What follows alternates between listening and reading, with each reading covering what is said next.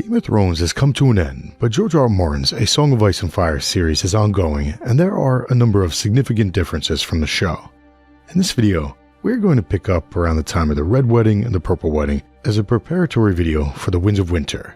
Who better to start with than Lady Stoneheart?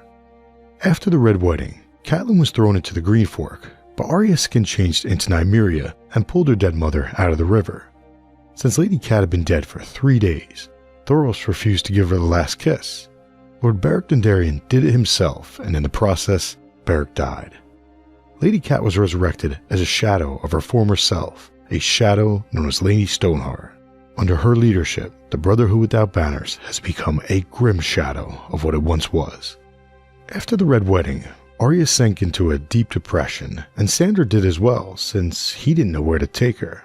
Sandor was severely injured fighting at the Crossroads Inn, so Arya left him and tried to board a ship at Saltpans so as to get up to Jon Snow at the Wall. The ships would not go there though, due to pirates, so Arya instead rode with them to Braavos. There is a hole inside Arya where her heart had been, where her brothers had lived and her parents. Arya is trying to escape her depression by becoming no one at the House of Black and White, since no one has no holes inside her. One of Arya's new faces is a girl called Cat of the Canals, and Arya's skin changed into cats at times, but at night she growls as she dreams of Nymeria and a great pack of wolves. Arya told herself that she should not be dreaming of wolves since the wolf dreams belonged to Arya of House Stark, but try as she might, she could not rid herself of Arya, and Arya has a prayer. A man known as the Elder Brother found Sandor dying on the side of the road and took him and his horse to the Quiet Isle where Sandor healed and became a gravedigger. Unfortunately, Rorge found Sandor's hound head helm and Rorge raided the salt pans while wearing it, so there are rumors that Sandor caused those atrocities. One of the people looking for Sandor is Brienne of Tarth. Jaime gave Brienne his Valyrian steel sword Oathkeeper and sent her out to find Sansa as a way of regaining his honor by holding true to the promises that he had made to Lady Catelyn Stark. Since Tyrion had fled King's Landing, Podrick Payne thought that he might have fled with Sansa. As a result, Pod trailed Brienne as a way of finding Tyrion. Brienne eventually took him in as an unofficial squire since Brienne does not consider herself a knight. They went to Crackclaw Point as well as a Quiet Isle, where she unknowingly came across Sandor Clegane in his new role as the Gravedigger. Brienne then went west to the Crossroads Inn and came across a young man who looked like a stronger version of Renly, none other than his bastard nephew, Gendry. While they spoke, the inn was attacked by Rorge, Biter, and 5 others. Brienne killed Rorge, and Sir Gendry of the Hollow Hill saved Brienne by using his new sword to kill Biter. Afterwards, Lem Lemoncloak of the Brotherhood arrived and he took Brienne to Lady Stoneheart. Lady Stoneheart gave Brienne a choice, the sword or the noose. Since Brienne wouldn't choose, they began to hang her, Pod, and Sir Hyle Hunt, but then Brienne shouted out a word, and she was free to go find Jaime Lannister. Jaime refused Cersei's request to be Hand of the King, so she was upset and sent him off to end the siege of Riverrun. First, he went to Harrenhal and punched Ronnet Connington for mocking Brienne. Jaime then freed Lord Wyman Manderly's son, Willis, since Wyman had supposedly killed Davos Seaworth. Jaime charged Ronnet with bringing Willis to Maidenpool so that Willis could be shipped back up to his father at White Harbor. Jaime then visited his cousin Lancel at Castle Darry, and Lancel admitted to having slept with Cersei. Lancel told Jaime that he was going to renounce his claim to Darry as well as his marriage, that his goal was to join the Warrior's Sons, since Cersei had foolishly given the High Sparrow the green light to rearm the Faith for the first time since Maegor the Cruel. Jaime then went to Riverrun, which was held by Lady Catelyn's uncle, the Blackfish. A Frey army outside the walls of Riverrun had Edmure Tully as a hostage, so Jaime convinced Edmure to get his men inside the castle to open the gates for him. Edmure then turned it over to the crown. While Riverrun changed hands, the Blackfish swam out under the portcullis. Riverrun is now held by the Freys, and Edmure and his wife were sent to Castle Rock as hostages. The late Robb Stark's wife, Jane Westerling, was sent back to the Crag. Jaime then went to Raventree Hall to end the siege of the Blackwoods and Brackens. Afterwards, Jaime received a letter from Cersei asking him to return to King's Landing to help her since she had been imprisoned, but Jaime threw that note into the fire. On his way back to Riverrun, Jaime camped at Pennytree and Brienne showed up. Brienne lied to him by saying that she had found Sansa, that Jaime must come with her alone or the Hound would kill Sansa. After the Purple Wedding, Petyr Baelish took Sansa to the Vale where she pretended to be his bastard daughter Elaine Stone. Lysa saw Petyr kiss Sansa, so Lysa threatened to throw her out the moon door. Petyr talked her out of it, then he pushed Lysa out the door. Petyr blamed her death on the singer named Marillion, who was actually one of Petyr's agents, so Marillion played along with the cover-up. The Lords Declaran of the Vale showed up to take Robert Arryn into their custody, but one of those lords was Sir Lyn Corbray, and Lyn was another one of Petyr's agents. Lyn drew his sword on Petyr, which effectively ruined the meeting. In the end, the Lords Declaran agreed to give Petyr 1 year to prove his worth. Robert Arryn drank sweet milk often, but Maester Coleman warned Sansa that it does not leave the flesh, so Robert should not have any more for at least 6 months. As winter approached, Maya Stone escorted them down to the Gates of the Moon.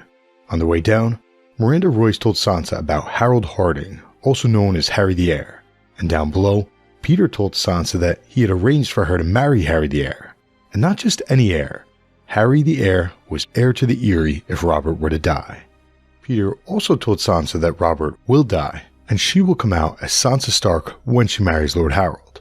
Petyr said that after that, the Knights of the Vale would pledge their swords to win back her birthright. Winter fell. Since Stannis had gone north, Dragonstone and Storm's End were lightly garrisoned, but even so, they are hard castles to take. The Crown besieged both of those castles by land and by sea, but then Euron Greyjoy won a moot, and the Ironborn began to raid the Reach up the River Mander. When Queen Margaery Tyrell found out, she implored Cersei to send the fleet over to the Reach to protect them, but Cersei said no, claiming that the sieges of Dragonstone and Storm's End were more important. Loras Tyrell volunteered to go to Dragonstone and end the siege once and for all, and he did just so, but the way in which he reportedly did so was questionable at best. Arrayed Waters told Cersei that Loras had turned what could have been a bloodless victory into a slaughter. 1,000 men were killed or near enough to make no matter, and most of them were the Crown's own forces. Loras himself was grievously injured in the process. He is supposedly hanging to life by a thread on Dragonstone. Over in King's Landing, Cersei framed Margaery for crimes she did not do, so the new High Sparrow took Margaery captive to question her. As a result, Mace Tyrell abandoned the siege of Storm's End to go get back his daughter. The High Sparrow eventually released Margaery into Mace Tyrell's care. After the Battle of the Blackwater, Lord Tywin had Bronn knighted and married to Lolly Stokeworth. Lolly's had been raped during the riot that Joffrey caused, and she finally gave birth. Bronn convinced her to name that child Tyrion. Since Bronn had been allied with Tyrion, Cersei asked Lolly's brother-in-law, Sir Balman Birch, to go kill Bronn, but Balman tried to do so by foolishly challenging Bronn to single combat, and Bronn won. Before killing him, Bronn got Balman to confess, so Bronn knows that Cersei tried to have him killed. Bronn's sister-in-law, Felice Stokeworth, went back to Cersei and told her what happened, so Cersei gave her over to Qyburn as a way of covering up Cersei's part in the failed assassination attempt. As a result, Castle Stokeworth now belongs to Bronn and Lolly's. Cersei met up with the High Sparrow and made a deal. In exchange for the relief of nearly 1 million dragons of debt, Cersei allowed the Faith to rearm itself for the first time since Maegor the Cruel. That backfired. When she met up with the High Sparrow to check on Margaery, Cersei herself was also imprisoned. When Cersei was imprisoned, Paxter Redwine was raised to Master of Ships and Lord Admiral. Since Loras had ended the siege of Dragonstone, Paxter sailed his fleet down around Dorne on a mission to face Euron Greyjoy's Iron Men, who had raided the Reach and were threatening Old Town.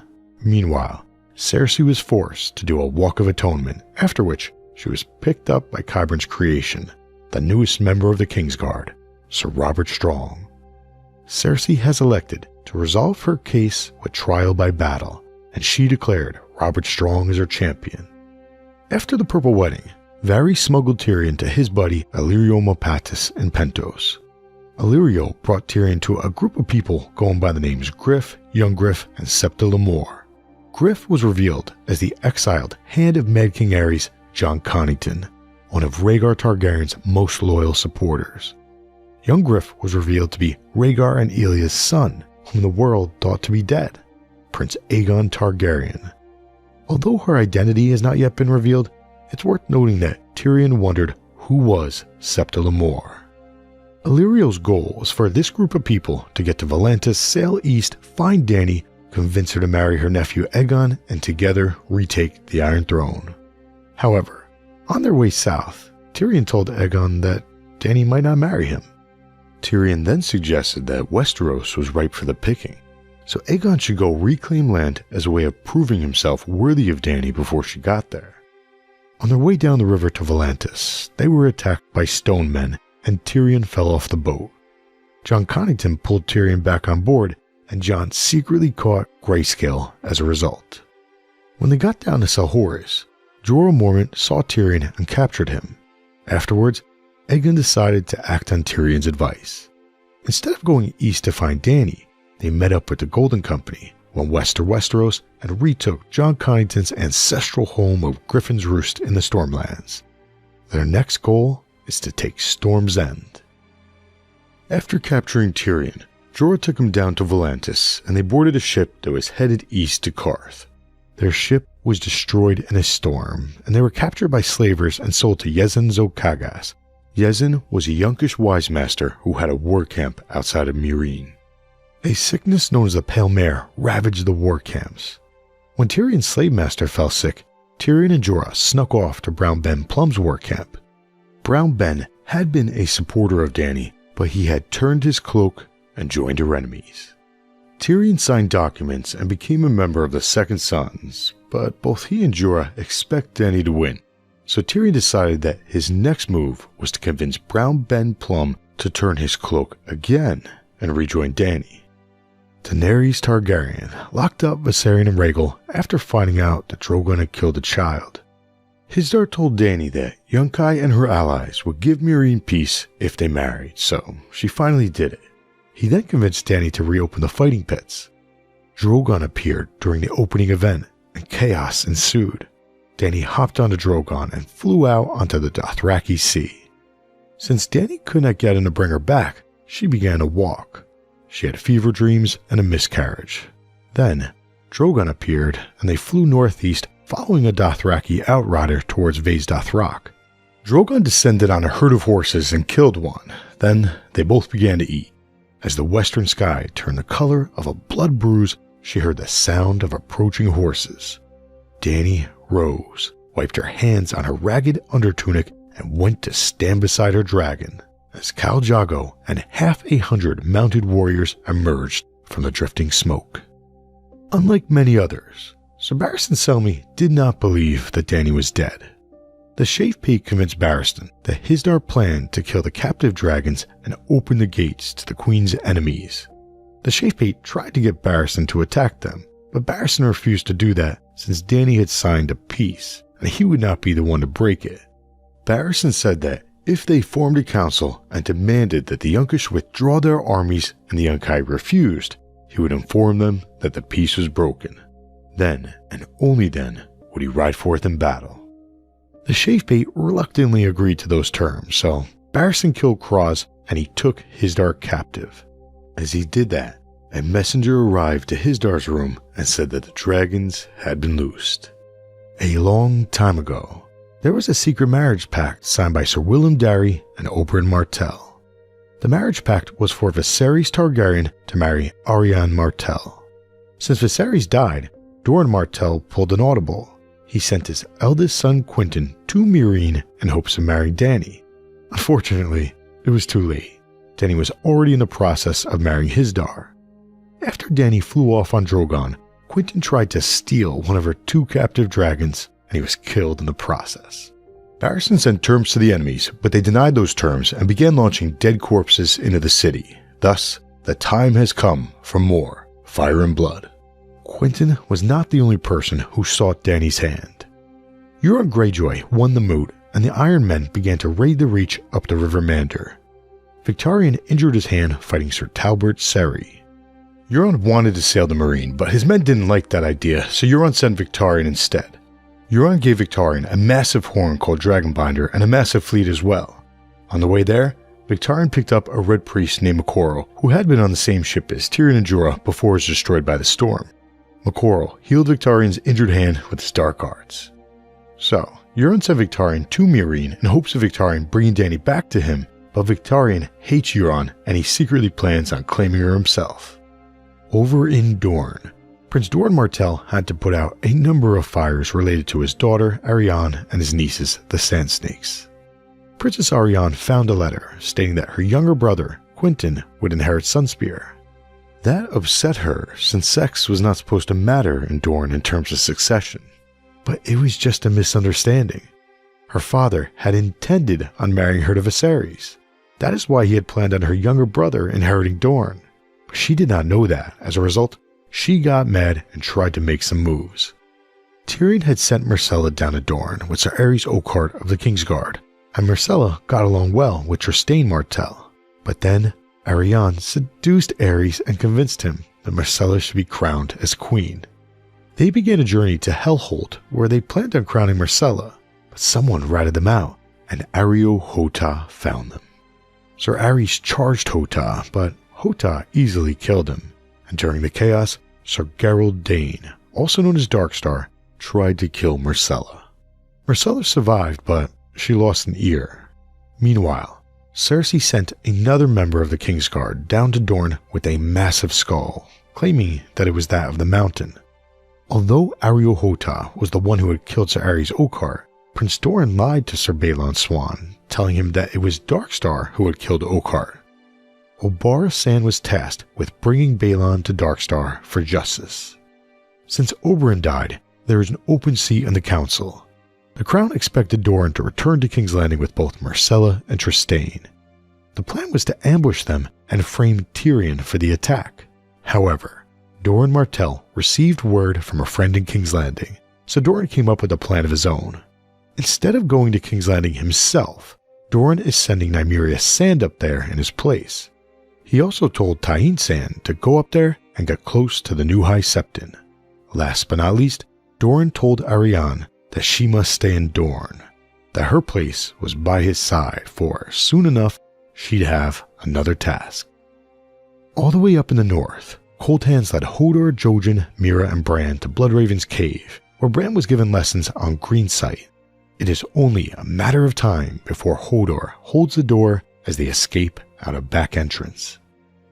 Down at the wall, Jon Snow was afraid that Melisandre might burn either Maester Aemon or Mance Rayder's child, so he forced Gilly to leave her child to Castle Black and take Mance Rayder's child down to Old Town, where he sent Sam to become a maester.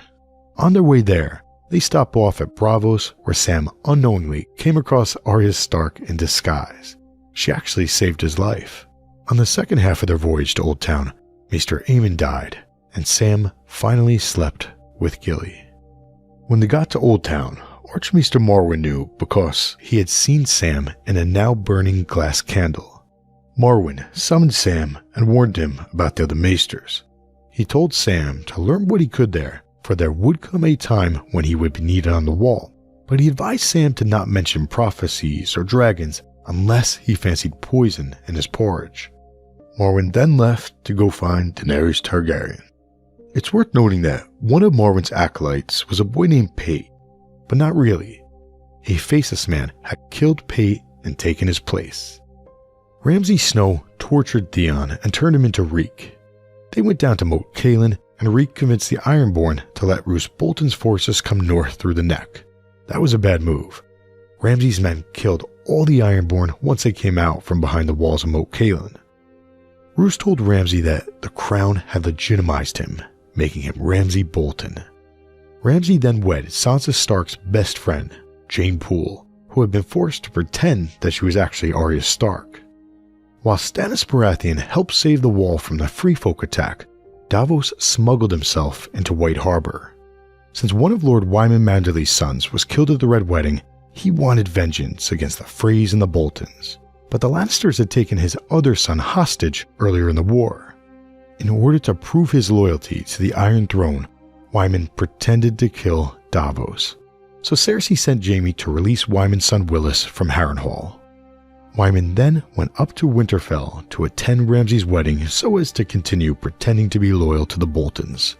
However, before he left White Harbor, Wyman introduced Davos to a mute named Wex Pike. Wex had secretly followed Osha, Rickon, and Shaggy Dog when they split off from Bran, so Wex knew where they went, the alleged cannibal island of Skagos.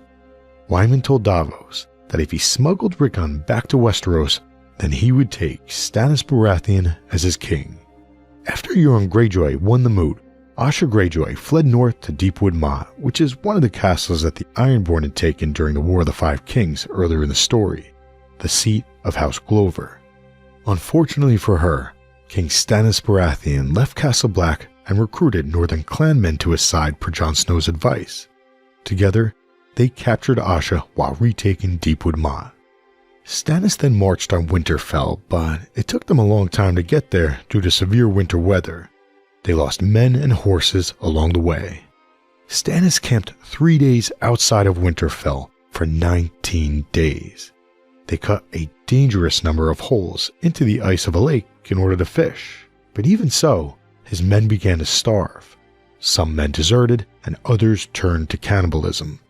Meanwhile, Lord Roose Bolton and Ramsay were inside the walls of Winterfell, waiting for an attack that never came.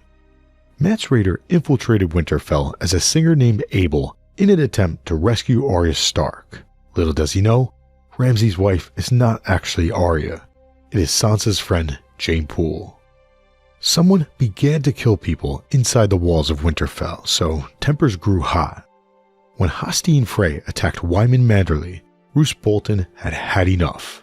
He sent both the Freys and the Manderleys out to fight Stannis. During the chaos, Theon jumped off the wall with false Arya. They were taken in by Mors Umber. Up at the wall, Melisandre told Jon Snow that his sister Arya would show up to Castle Black on a dying horse, but the girl who showed up was actually Alyce Karstark. Alyce warned Jon that her great-uncle Arnulf Karstark was going to betray Stannis. Jon sent out word of that to Deepwood Motte, and Alyce was wed to Sigorn, Magnar of Thenn. The Braavosi banker, Tycho Nestoris, went to the wall in an attempt to negotiate with Stannis. While he was there, Jon Snow obtained a loan so that the Night's Watch could buy food for the winter. Jon then sent Tycho to find Stannis at Deepwood Motte, but Stannis was already gone. Tycho convinced Lady Sybil Glover to release some of Asha Greyjoy's friends such as Christopher Botley. Those men escorted Tycho from Deepwood Motte over to Stannis near Winterfell. When they got there, they came across Mors Umber, who had Theon and Jane Poole. This group of people finally found Stannis' camp in the Crofters village. So Theon was reunited with Asha, and Theon remembered his name. Jon sent Val north of the wall, and she found Tormund Giantsbane. He then led 3,119 free folk south of the wall through the gate at Castle Black. Some of Jon's brothers were not impressed. The commander of East Watch by the Sea sailed north to Hardhome with 11 ships, but the mission went poorly. Cotter Pike sent Jon a letter stating that they had lost 5 ships, that the Braavosi captains were only taking women and children, that some of the free folk looked at them as slavers, that the seas were racked by storms, free folk were eating their own dead, and there were dead things in the woods and water. Cotter Pike requested help by land. Jon planned on leading a rescue party to Hardhome, but then he received a letter from Ramsay Bolton. Ramsay said that he had Mance Rayder captive and Stannis had been killed in 7 days of battle, that Theon and Arya had escaped. The letter referred to Jon as a bastard and threatened him, Selyse, Shireen, and Melisandre. So Jon told the Night's Watch that there was a change of plans. Instead of going to Hardhome, Tormund would lead the rescue, and Jon was going to Winterfell to make Ramsay answer for his words. Some of his brothers turned on him and killed him. The last word he whispered was ghost. Jon Snow was not the only person to face that sort of fate. While Cersei was imprisoned, her uncle, Sir Kevan Lannister, was summoned back to King's Landing to be Tommen's regent. Kevin's plan was to send Cersei back to Casterly Rock after her trial. but a messenger boy told him that Grand Maester Pycelle wanted to see him at once. When Kevin got there, he saw a white raven of the Citadel, which had been sent forth to herald a change of seasons. Winter had arrived. Kevin then noticed that Pycelle was dead. Varys emerged from the shadows and shot Kevin with a crossbow bolt, just as Tyrion had done to Kevin's older brother Tywin. As Kevin died, Varys told him that Cersei would think that the Tyrells had murdered him, and the Tyrells would suspect her. Someone, somewhere, would find a way to blame the Dornishmen. Doubt, division, and mistrust would eat the very ground beneath the Boy King, whilst Aegon raised his banner above Storm's End, and the lords of the realm gathered around him. Then, half a dozen little birds appeared from the shadows, white-faced children with dark eyes, and in their hands, daggers.